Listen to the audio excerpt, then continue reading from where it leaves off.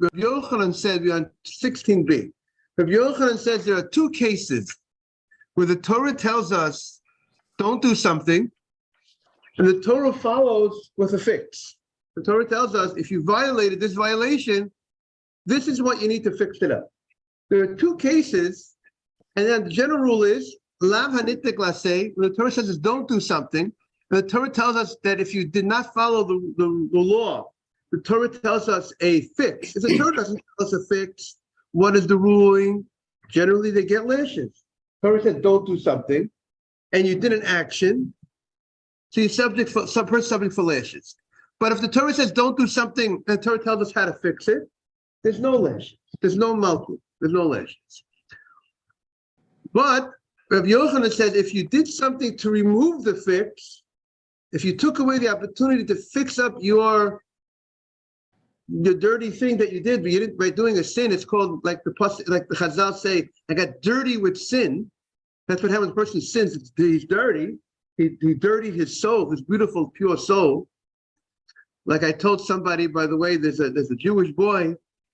There's a Jewish boy that's living in an apartment, a Syrian boy that's living with a guy.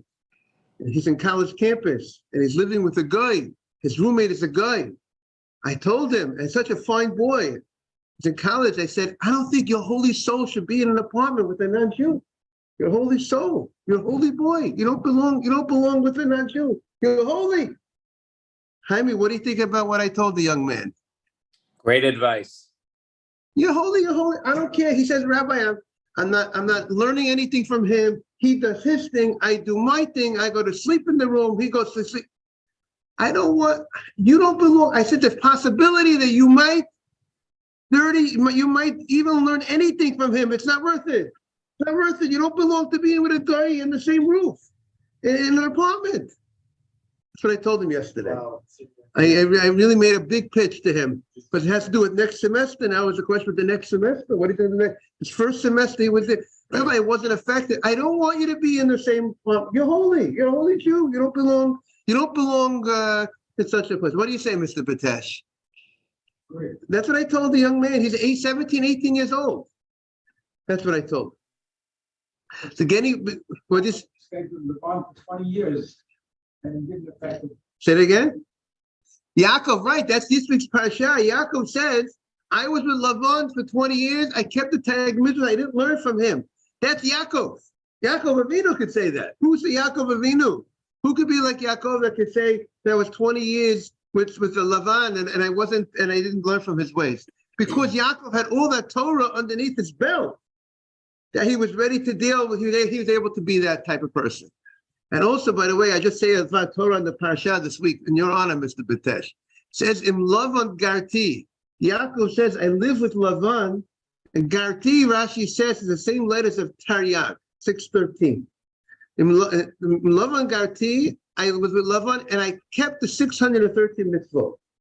How was Yaakov able to keep the 613 mitzvot with Lavan? How could you remain so strong? So I once heard a beautiful idea. Garti is from the same word as ger. Ger is a convert, a stranger. I never got comfortable by Lavan's house. I never became part of his culture, his lifestyle. That's how I was able to make it in Lavan's house. In Lavan, Garti. Garti is 613. I kept the 613 mitzvah, but how did I do it? Because I was a ger. I was never comfortable here. That's how I was able to be successful. And I said the same thing by Yosef. It says by Yosef when he was in the house of Potiphera, it says, Vayhi b'beit Adonav HaMitzri. He was in the house of his master, the Egyptian. The pasuk already told us earlier that Yosef was by the house, that he was bought by an Egyptian, that his master was Egyptian. Why does the Torah have to repeat itself to say he was in the house of his master, the Egyptian? You told me a few pasuk or two beforehand that his master was Egyptian. I wanted to say, because Yosef always remembered, this is the house of an Egyptian. I am a Jew. This is not my place. That's why he bebeis Adonav HaMitzri. Always to remember who I am, who the other person is, where I'm staying, and never to forget. And therefore, that's how he was able to be a Yosef HaTzadik. He didn't become like them. because I am not them. I am different. Okay. Once I get rolling on this, it's hard to stop me. Forgive me. Okay. So we got a good smile out of everybody over here. Hi, me and Vitesh is smiling away. Okay. That's this week's Parsha, everybody. That's how we make it. And that's how we can make it in the United States of America. We have to remember Garti. We have to be like Yaakov. He was Garti. He was a stranger in a foreign place. He never became part and parcel in the way that this is my place. This is my place. I could be living here 20 years. Person could be living in America 100 years. But to never feel this, I always have to feel my home. Israel's my home. I'm here. I'm in exile. I'm here. I'm thankful to the country. We appreciate the freedom. We're thankful. But at the end of the day, we have to feel we're Jewish. This is not our permanent home. It's a temporary home that we are here. Good morning, Yosef. Morning, Okay. Rabbi. But Rabbi, if this is what you're saying, it's true, and I agree with that. But it's been said that the Jewish should be the light for the Goyim, which means we have to go out of Israel and to spread the light, to teach them, like Abraham did, who is God and how to worship God and everything, So we should be also overseas or all over, like I call it like the Chabad going after the Jewish, not after the Goyim, but, So I think, Yosef, I think we have to first take care of the family first. Family first. And the family, we have enough to take. And therefore, I think, and we'll never be able to do all the work that we need for the family. All our brothers and sisters, Jewish brothers and sisters throughout the world, that in the Holy Land, all over. That's who I think we have to put our focus on. Okay, back to our Gemara. Thank you, Yosef. Back to our Gemara. So we have this rule that a violation that's followed by a fix does not get lashes, because the fix, Rabbi Yochanan says, is what will take off the lashes. The lashes will not kick in because you have that fix. But if you do something to knock out the fix, if you knock out the fix, then the violation then the violation kicks in, so to speak. That the lashes will kick in. The lashes will kick in once the fix if you remove the fix. And now that's the general rule. Now, Rabbi Yochanan says there are only two possibilities. There's only two cases where the fix, that you have the ability to remove the fix, and as a result of you removing the fix, there will be lashes. Only two cases out of all the cases in the Torah where the Torah says a fix for the violation, there's only two cases that you have the ability to remove the fix, and as a result of that will incur the lashes, the penalty of lashes. What were the two cases? That's called bitlo, according to Rabbi Yochanan. One of those two cases, so the Gemara said, the two cases are if a person rapes a woman, and then after he rapes the woman, he marries the woman. He has a mitzvah to marry her if she wants to get married to him.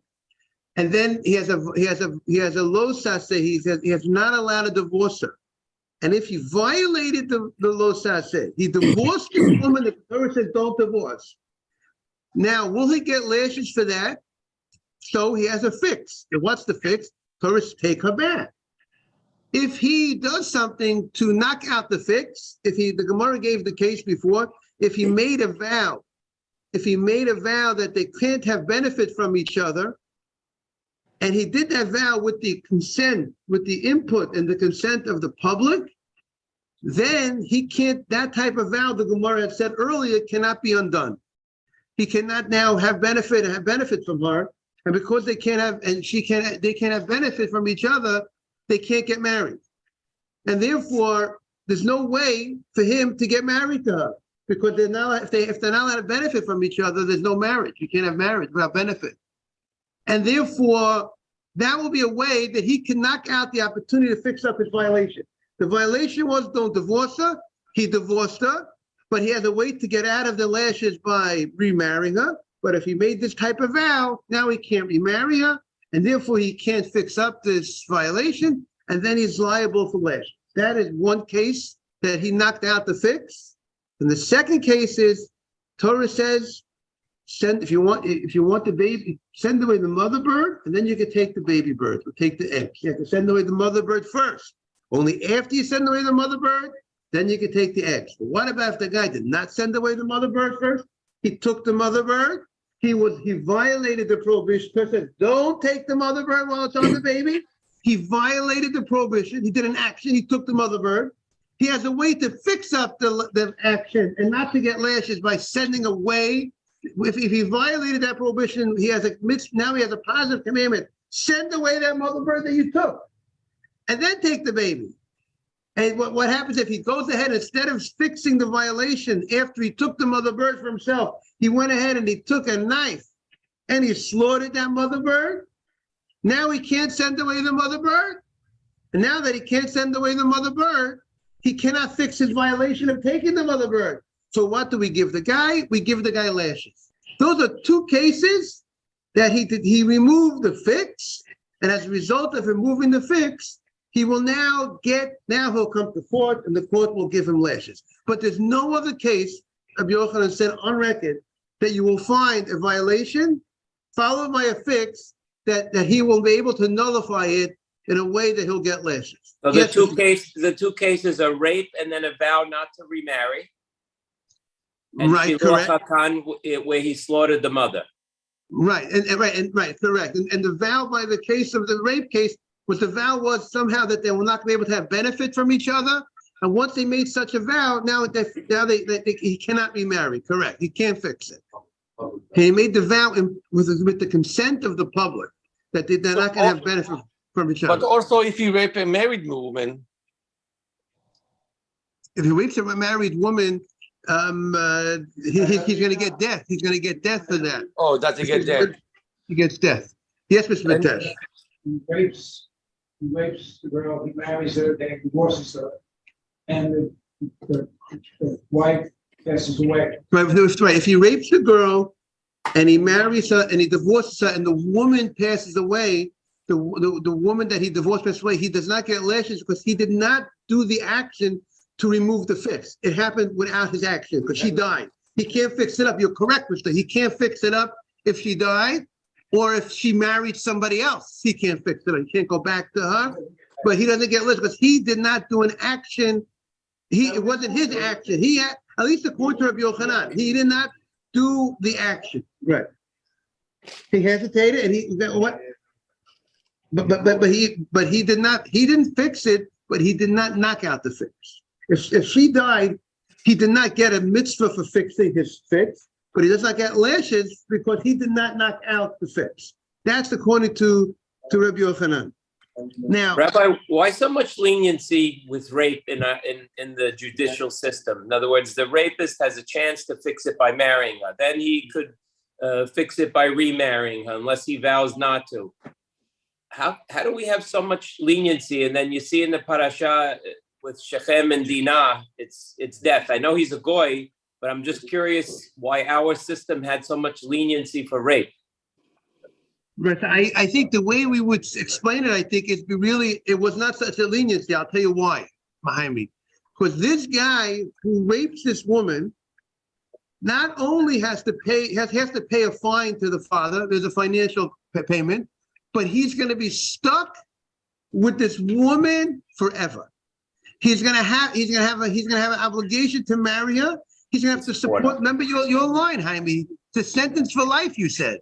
Right. He's going to have to pay her forever. And so if he does one night with this woman, but he couldn't control himself, he's going to have to shell out money for the rest. He's going to have to pay her for her clothing, for her food, for everything. He's going to have to be stuck with her for the rest of his life. So right. I think that is a very serious punishment. What if she doesn't want to? What if she doesn't want to? If she doesn't want to, he has no mitzvah. He'll have to pay money.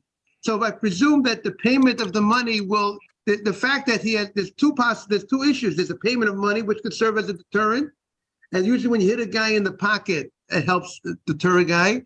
And the idea that if she wants to marry him, he's going to be stuck for the rest of his life. For the rest of his life. I never heard about a woman that's been raped and wanted to be married to that man, you know. So I gave a case, Yosef. The case that I gave was that he knew he loved this woman. He wanted to marry this woman, but he didn't want to control himself. He didn't, but he loves her. He didn't control himself. So I don't know that that's such a make believe. You mentioned, you keep repeating he loved her, but you never mentioned that she loved him back. You know, I bet there are a lot of people. Not bet a lot of people, but I bet in the world there's a possibility. Even if a lady likes this man, she wasn't ready to be with him. She wasn't ready, but he did. But he did not wait. He did not control himself. I presume that happens. So that would be the type of scenario. And they're in a little, you know, they're in a little town, and there's not so. And now she's been violated, so it's not going to be easy for her to find another man that's going to want to marry her, because she has already had relations with another man. You know, there was a time period. You know, the idea that I presume women who had relations with another man, most people will not be happy to marry such a woman. So maybe it's also to help the woman who was violated by the man. So now the Gemara, now we are on 16b, 2 lines from the top, 16b. The Gemara says, Va'ikapeya. We have another case. We have another case that there is a violation, lo saseh, and then it's followed by a fix, right? Fix it up. And if the person doesn't fix it up, he should be, if he removes the fix, he should get lashes. What's the case? V'ikapeya.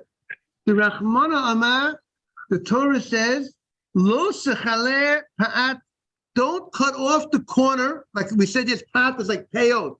Like the Torah says, don't the word payot, guy has payot.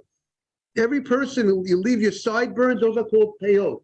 This is the corner of your head, and then there's the corner of your beard. There's 5 spots out on the corner of your beard. You're not allowed to use a razor blade, and then you're not allowed to use a razor. And also, we don't use a shaver. We don't shave the corner of the head. We have to leave the corner. We have to leave the corner payot. We could shave the beard with a regular electric shaver, but here, this part, we don't shave with a shaver. And these are the corners of the head, and the corners of the beard. Here we're talking about a corner of the field. The Torah says, don't cut the whole field. You have to leave a corner of the field. Leave a corner of the field for the poor person. The Torah does not give an amount. How much is the corner of the field that you need to? What size is the corner of the field? It's elud dvarim she'ein lahem shiur. It's something that there's no amount. But the Rabbanan say that a person should leave a 60th, 1/60th, less than 2% of the field would be the corner of the field. So the Torah says, don't cut off the corner of the field. And you need to leave it for the poor person. And there's a beautiful Sefer Chinuch, which I would recommend everyone to look at the Sefer Chinuch on this mitzvah of leaving the corner of the field. The way he describes it, how the Torah is interested in giving us midot tovot and helping us to develop our character, and that we should go ahead and we should be giving to the poor people. And he says, a poor person sees someone has a beautiful field. The grain is fully came out beautiful, and he doesn't have anything. So we go ahead. The Torah says, give him something, let him have something, and that will be that'll be just such a kind and thing, and that will make you a better person. It will bring into you this type of action. Will bring into you kind-heartedness. So I just thought it was beautiful how, and he says if you don't leave something for him, it shows a lack of being a very fine person. Fine person will let him have something that he should have. So the Torah says, first the Torah says, don't cut off the corner of the field. Good morning, Nisa. And then the Gemara says, after the Torah says, don't cut off the corner of the field, the Torah says, leave it for the poor. Which means the Gemara understands that means if you did cut off the corner of the field, you didn't leave that spot, you have a mitzvah, you could fix it. What's the fix? The fix is whatever you cut it, you cut everything, leaves, even after you cut everything, you have a way to fix it up. What's the fix? Leave some of what you cut for the poor person. So that means the violation was you cut everything. You should not have done that. You should have left the corner of the field. That was the violation, okay? He didn't listen. He cut everything. Don't cut everything. Leave some of the beautiful grain in its stalks. Leave it for the poor person. But now he didn't do that, and he went and he cut everything. But now what? He has a fix. The Torah follows with a fix. That's called alav hanitek laseh. What's the fix? Leave what you have cut for the poor. Okay, leave the 1/60th of what was cut. You cut everything of the whole field. Leave 1/60th of the poor. Now, the mishkachet la, this case can be found b'kimo v'lo kaimo bitlo v'lo bitlo. We can have this case when he was mekayim and bitlo. What does that mean? Reish Lakish says he's of the opinion that what happens is if a person does a violation, he has to fix it right away. The court calls him in, and the Beis Din says, you need to fix, you did a violation, fix it. If he fixes it right away, they will not give him lashes. If he doesn't fix it right away, he will get lashes. Because Reish Lakish understands that the moment he does the violation, on his account is lashes. Malkut, he has lashes on his account. But if he goes ahead and he fixes it right away, when the court pulls him in, that removes the lashes. That's kaimo velo kaimo. Rabbi Yochanan says no, there's no lashes on his account until he knocks out the fix, right? So the Gemara says, so this case should have both the case of either fix it right away or get lashes, or if he knocks out the fix. That's what the Gemara is going to ask now. The Gemara is going to ask if he cut all the food of the field, which is the violation. And what about if he goes ahead and he cuts it and he puts it into piles, and then he winnows it, he takes away the bad part, and then he grinds it. Very good. We're going to get to that. Yes, and he grinds it. The Gemara's understanding is once you ground this the grain, no longer you're obligated to pay it. It's gone. Poof. You lost the mitzvah. It's no longer, because you have changed the food. It's in a different state now, meaning it's no longer what it was. It was ground up, and the Gemara is thinking about that once you ground it up, you have now there's no mitzvah anymore of giving the payout, of giving the corner. So the Gemara is thinking that you have now removed the opportunity to fix it. That's the Gemara's question. How did you remove the opportunity to fix it? By grounding. So we have a case. We have a third case, the Gemara says, that you could remove the fix. How could you remove the fix? If you didn't leave the corner of the field and then you grounded up the grain, that should take away the opportunity for fixing it. Say it again? No, but this grain, this field, I have a mitzvah to give a corner of the field. But once I change the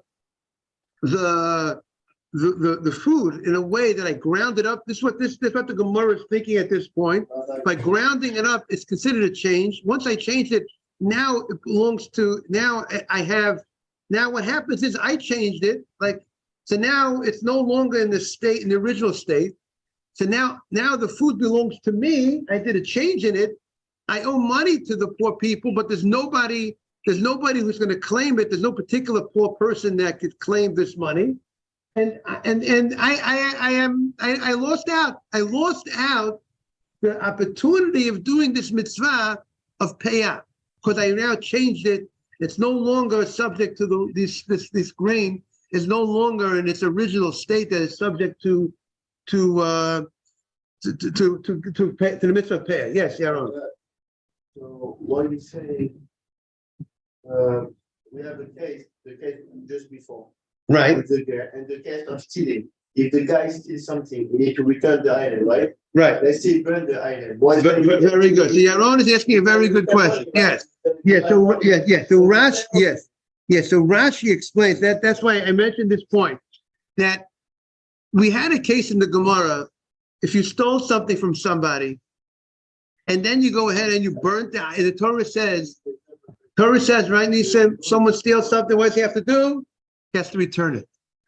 But if he burnt it, the question was, if a guy burns it, right? Are you going to say that now he removed the fix, he can't return it? So we said, no, you return the value to return the value. So therefore, you still have the opportunity to fix it, right? But it would seem that that's when you stole something from an individual. But when you stole something that goes to the poor people, and there's no individual, there's no name on which poor person this thing belongs to, so then it seems that there would not be that responsibility. It's called, I think there's a Rashi somewhere that says it's money that there's no tovim. There's no one who is actually able to come and claim this money, because if this poor person says, give me the money, you could technically say, I'll give it to a different poor person. So, right. But there's a specific person that the money is owed to. But here, when it comes to the case of the poor people, where the payer goes to the poor person, when there's no particular person that could go ahead and claim it, because it's not owned to a specific poor person. So it seems like that's not called, he would not be he would not, there's no mitzvah of payer, there's no mitzvah. Yes. Is for to leave the corner of his feet for the ani and I get the service, right? What do you say? The pair. Yes. It's for the onion and the onion I get the shop. And I say, but it's not for a specific poor person. So if no person could particularly come to the court and claim it, if a guy goes ahead and he takes money that belongs to the poor people, let's say and he ruined it in such a fashion, there's no poor person that technically has the ability to come to the court and say, you owe me that money, because really it's owed to the whole, to all the poor people. So it would seem that, now, of course, if he would want to fulfill his responsibility, is to do tshuva, give back money to but this food, this corner of the field, once he did something, it's no longer in its original state, because it was grounded up. The Gemara at this point is understanding that grounding up changes it. It's no longer anymore. This food no longer belongs to the poor person. Now that food has been changed. Now that food now belongs to me. I changed it. Now it's a question: do I owe money to the poor people or not? But regarding the corner of the field is gone. The food that needs to be given to the poor people is no longer here in the state that it was before, because I changed it. And now that it changed it, now that changed, now that food, now I lost the opportunity. Now that food becomes mine. It's no longer food the change makes it different. And now it's only a question of money that might be owed to the poor people.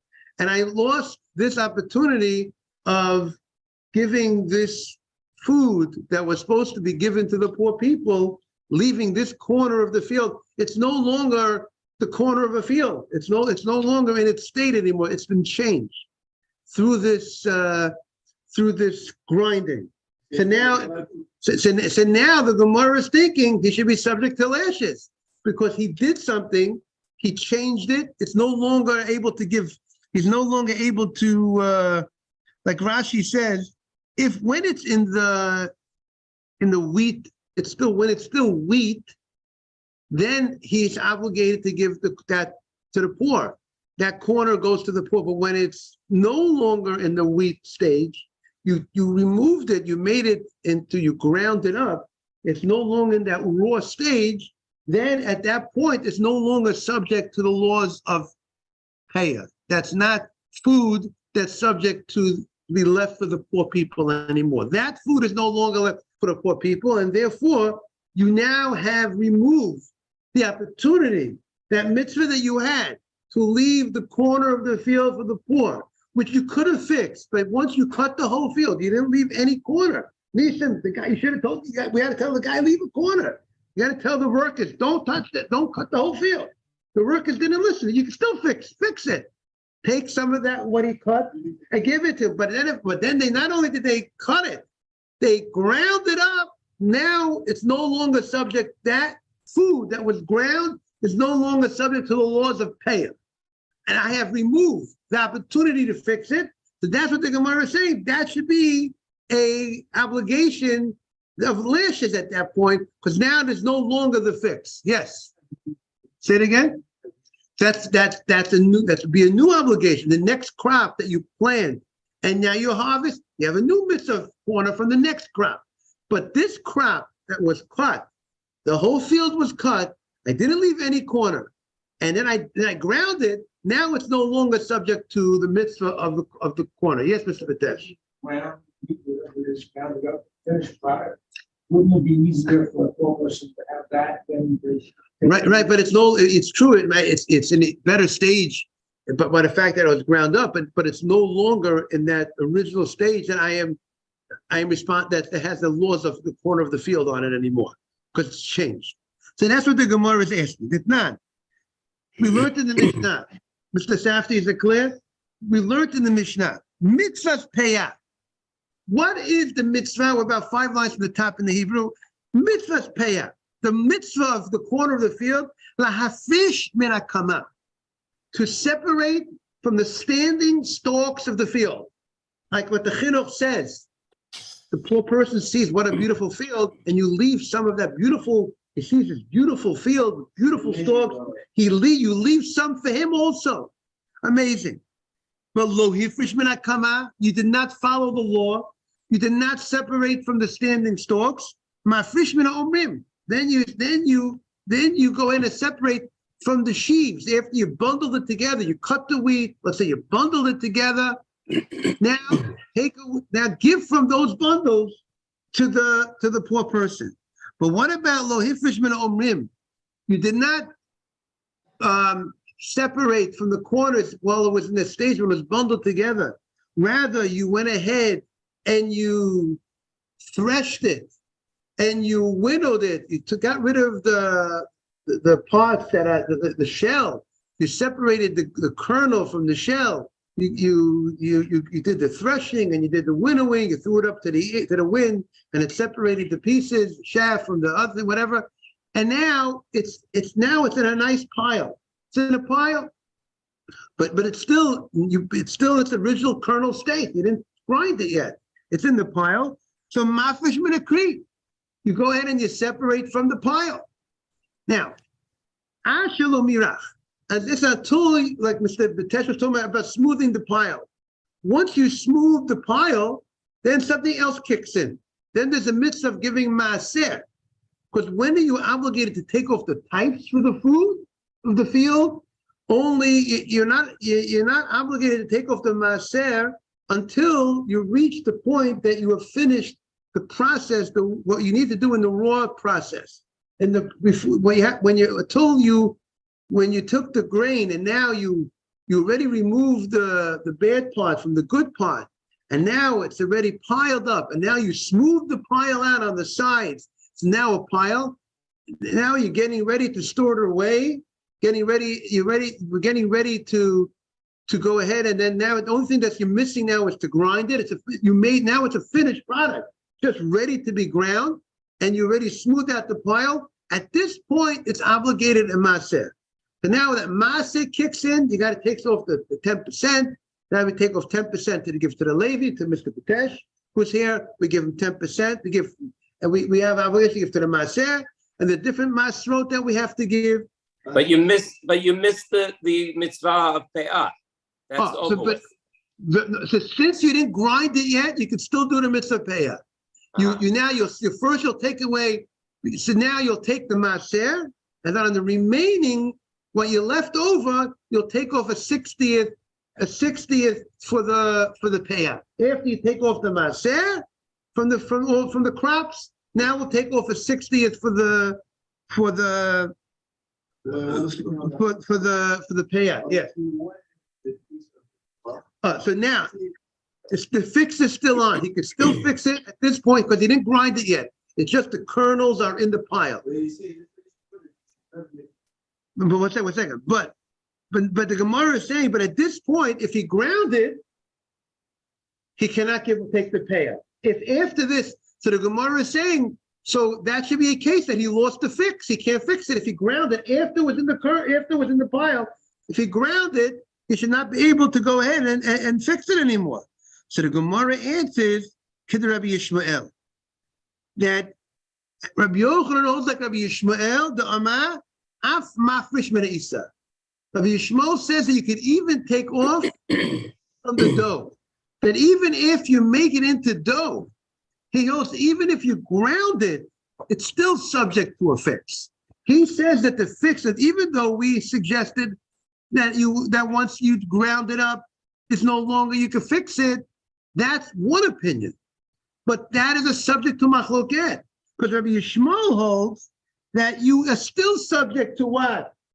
To fixing it, even after you grounded it up, and then you made it into dough. You still can fix it by separating 60th for the poor person from the dough. So therefore, you didn't remove the fix, but the Gemara shoots back. What about if you ate it up? There's nothing to fix it anymore. So Gemara says, what do you mean, Rabbi Yishmael? You already grounded and you ate the dough. Now there's nothing to do. You can't fix it anymore. It's gone.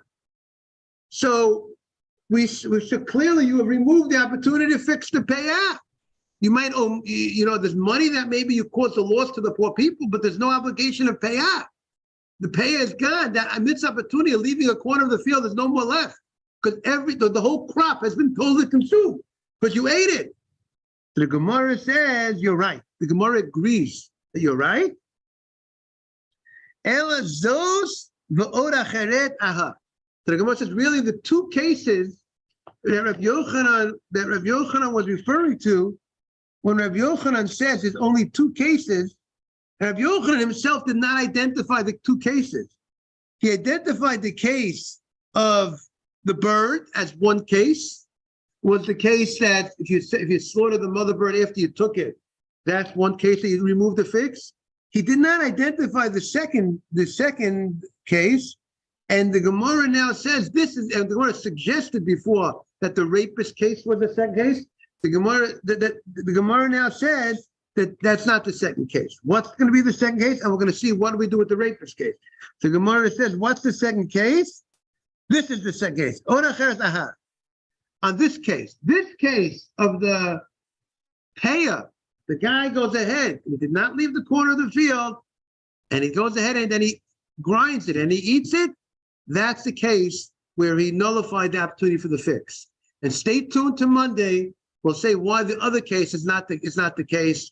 What happened to that third case of the rapist case? I want to wish everyone a beautiful Shabbat. Thank you all for being here, and all the best to everybody. Thank you, Rabbi. Shabbat Shalom. Thank you. Shabbat Shalom to everybody. Thank you.